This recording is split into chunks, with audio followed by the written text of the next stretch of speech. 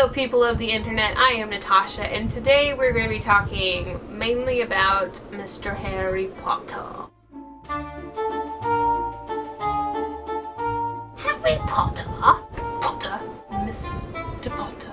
Harry! So I received the traveling book from Jess over at Price's Wong, and it is Harry Potter and the Philosopher's Stone. Not the Sorcerer's Stone, the Philosopher's Stone, because I guess in Canada they call it the Philosopher's Stone as well. Well, I mean, I'm not sure. Maybe he got this like at a used bookshop where they got their book from England, because I know in the UK they call it the Philosopher's Stone, but I'm not sure. In America, we call it the Sorcerer's Stone, and the movie is titled The Sorcerer's Stone. Anyways, David Kang from Lit Journal started this thing where he is sending this book to a bunch of YouTubers. It started out in Canada. There's a whole list of where it's been so far. Jamie from Ermiger Burks in Canada, and then it went to Heather from Bookables in Virginia, and then Heather sent it to Jess in Missouri, and now I have it in Orange County, California, and I'm not sure where it's going yet, okay? If anyone wants a traveling book, please comment to me down below. I'll choose one of you guys and I'll private message you probably through Twitter and I'll send it to you. But I have no idea where it's going yet, so we'll see. David sent out this book and it's going to go hopefully around the world in 1 year. And you could do practically anything to it. Jamie put her butterbeer cupcake recipe, and then Heather put her butterbeer shake recipe in here, and then there's just a bunch of like little pictures from the movie and stuff all pasted in here. Whoever gets it like highlights their favorite parts.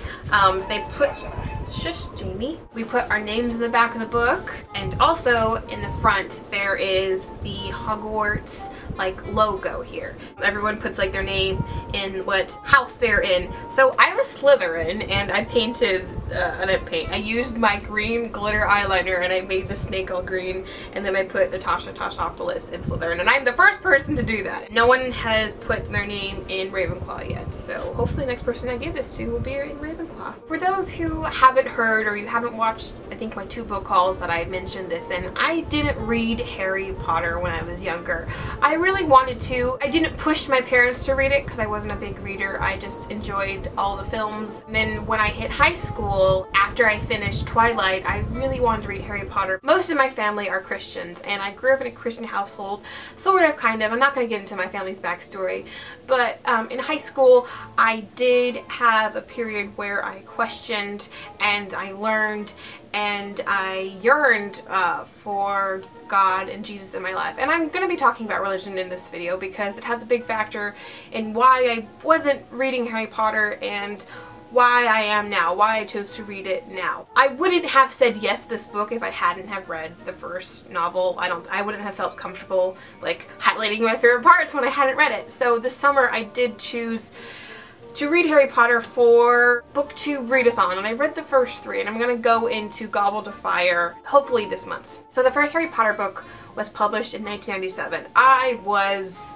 3 or 4 years old when I started seeing the books in school and started seeing my friends somewhat reading them. I was still pretty young, I think like 7 or 8 years old. But we all went to go see the movie, of course. I think if I had pushed my parents enough to say I wanted to read the books, then they would have let me read them. When I was younger, I didn't want to, and then when I was older, they didn't have the resources to provide me for that reading material, and I hated checking out library books. There's still a lot of people who've been banned from reading Harry Potter. If your parents or guardians aren't letting you read Harry Potter, you can push them if you know your parents and you think that you can push them on reading it. But a good thing for them to do is to watch the movie with you. Parents, grandparents have a hard time letting children who have very pliable minds read something that's about witchcraft and wizardry. It has a lot to do with religion and God, because magic is not a real thing in our world. I have struggled with reading fiction that has like dark satanic elements in it, especially when it comes to angels.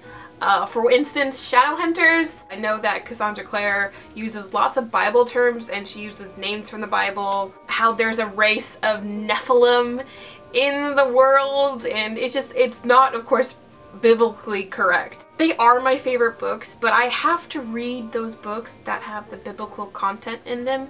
I have to read them without, you know, believing in it. When it comes to the mythology behind books like that, behind Harry Potter, behind the Mortal Instruments, even vampire books, you know, things that aren't real. We know they aren't real, okay? So if you aren't worshiping the Harry Potter books, it's perfectly fine to read it if you come from a religious family or if you are religious yourself. You have to read it as fiction because fiction isn't real. I hope whoever hasn't read the Harry Potter books because their parents or anyone in their family told them not to and doesn't want them to, that I could reassure them, because once you get older, you could choose to read whatever you want, you could choose to eat whatever you want, you could choose to do whatever you want.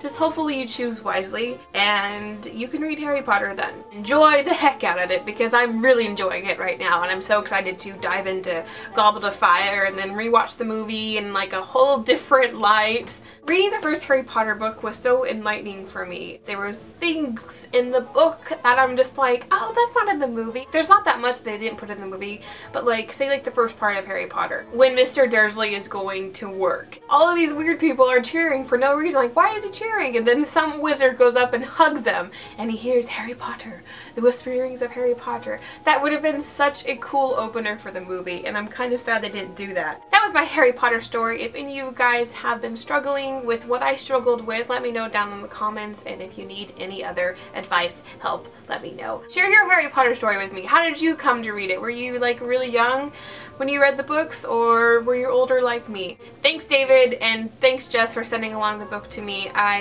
am going to send it off now to someone. Let me know, whoever wants this book. Thanks everyone for watching. I'll see you in the future. Keep calm and fangirl on. Bye!